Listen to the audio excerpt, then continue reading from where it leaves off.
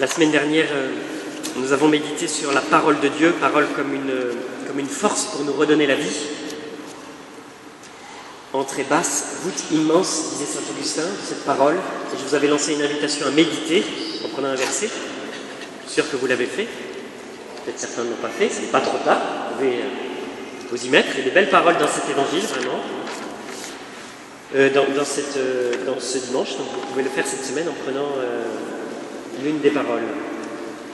Nous lisons la suite directement de l'évangile de la semaine dernière, dont j'avais dit que cette parole de Jésus, cette parole de l'Écriture que vous venez d'entendre, c'est aujourd'hui qu'elle s'accomplit, était la meilleure de toutes les homélies de tous les temps. Alors nous allons voir aujourd'hui ses effets. Les effets de cette parole que Jésus adresse à son auditoire. La parole de Dieu, lorsqu'elle nous est adressée, a en général un double effet. Le premier, c'est un effet de consolation, de réconfort. C'est une parole qui nous fortifie et qui nous guérit. Mais elle a aussi un autre effet, qui est qu'elle est une parole qui nous dérange, qui nous réveille, qui nous invite à nous convertir. Alors on va, dans cet évangile, voir les deux effets, surtout le deuxième. Premièrement, c'est que la parole de Jésus nous console et nous bénit.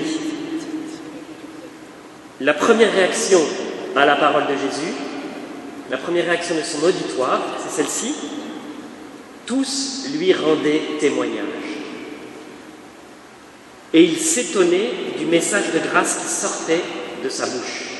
Du message de grâce. Tous sont saisis et émerveillés. Ils se disent quelle parole extraordinaire. Ils sont peut-être même fascinés par cette parole. Ça, c'est le premier effet. Dans la première lecture, on a une parole dans le livre de Jérémie qui est de cet ordre-là.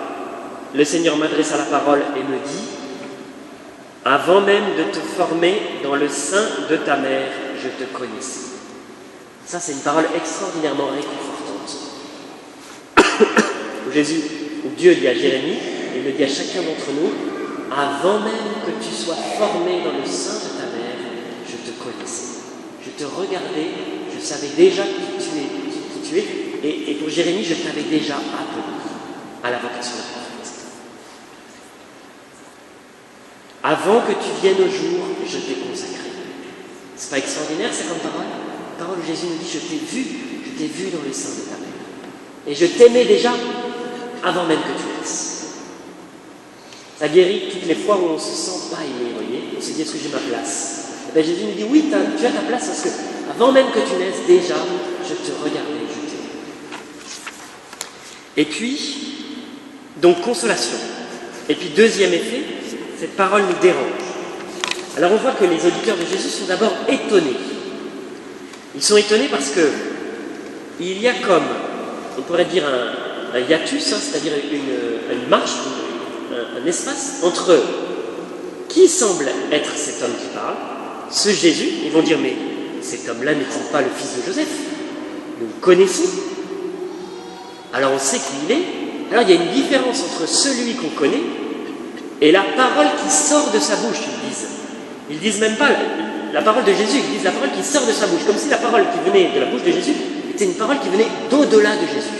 Vous voyez? Qu'elle lui appartenait pas. Là, ils se disent, c'est étonnant, il y a comme une différence entre cet homme qu'on connaît, qui est simple, qui est sympathique, et la parole qu'il nous donne, qui le dépasse. Et alors, ils vont comme buter là-dessus. Ils vont se dire, mais c'est pas possible que cet homme qu'on connaît nous donne une parole qui est si forte. Et alors, Jésus va dévoiler ce qu'il y a dans leur cœur, et alors, ça va les mettre en fureur. Que fait Jésus? Il leur dit, en fait, vous allez me dire, fais donc ici ce que tu as fait là-bas. Fais-nous une démonstration de tes miracles. Fais ici, chez toi, ce que tu as fait à Capharnaüm. C'est-à-dire, donne-nous une preuve à nous, qui te connaissons, de ce que tu dis. Fais devant nous un miracle maintenant. Que va faire Jésus? Il va leur citer une parole de l'Ancien Testament qui dit, quand ça allait mal, le prophète Élie, il n'a pas été envoyé à quelqu'un d'Israël, mais à une veuve qui était païenne, et Élisée il a guéri un lépreux qui n'était pas un juif, mais un lépreux syrien. Il est en train de leur dire, en fait, les païens, c'est-à-dire les gens du dehors, les gens de Capharnaüm, sont plus ouverts que vous, ils ont le cœur ouvert, et vous ne l'avez pas, et du coup, je ne vais rien faire devant vous. Alors ce jugement est assez sévère, c'est une parole de vérité qui dévoile la vérité des cœurs des gens de la synagogue de Nazareth, et alors ils vont devenir furieux d'une telle furie qu'ils vont vouloir tuer Jésus. Alors ça, c'est le deuxième effet de la parole de Dieu, c'est qu'elle dévoile notre péché. Et ce n'est pas agréable. Elle nous invite à nous convertir, et du coup, on a toujours ces deux possibilités, soit reconnaître, peut-être certains l'ont fait, peut-être certains se sont dit la raison. Il a raison, on cherche à le piéger.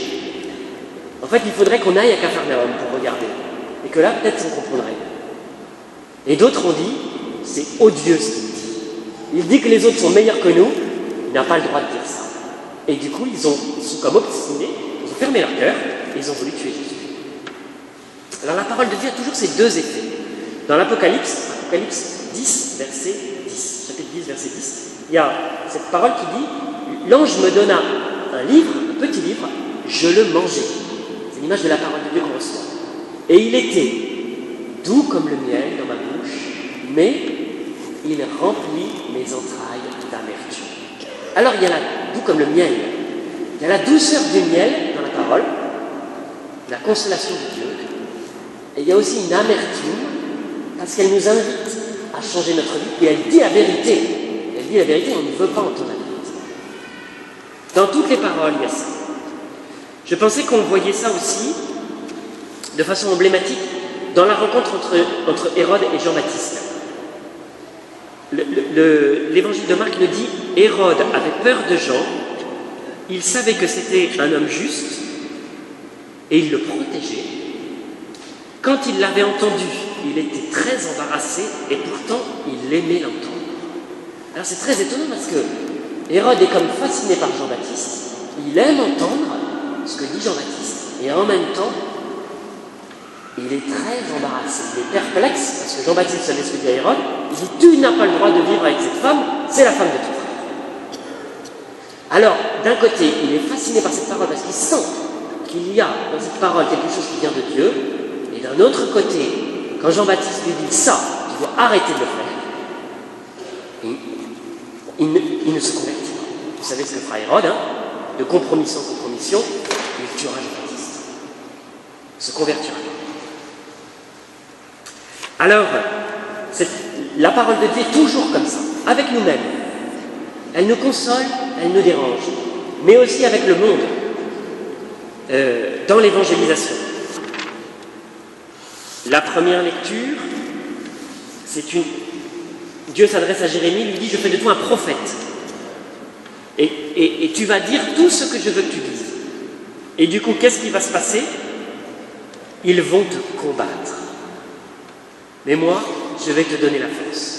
Il dit, je vais faire de toi une ville fortifiée, une colonne de fer, pour que tu tiennes bon, parce que la parole que je vais te donner, elle va susciter des réactions, et des réactions violentes. Alors c'est inévitable, c'est inévitable.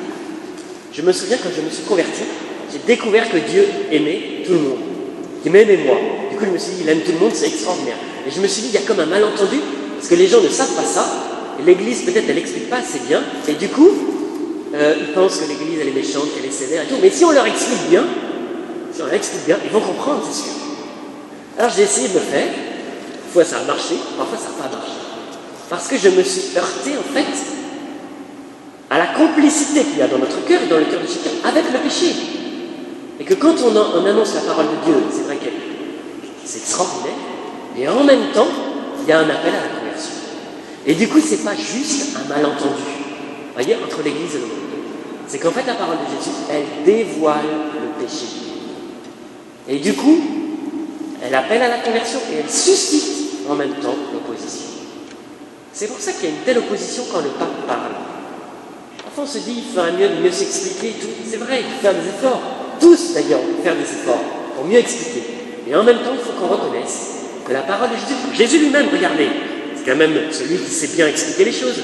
Et bien Jésus lui-même, il suscite l'opposition. Et du coup, c'est inévitable. Et on doit tous être conscients de ça, c'est-à-dire porter dans notre cœur que, d'une certaine manière, le monde et nous-mêmes, ne veut pas entendre ce que Dieu veut dire. Pourquoi? Parce qu'il est dans les ténèbres et que personne n'aime qu'on mette la lumière sur ces gens qui disent ça.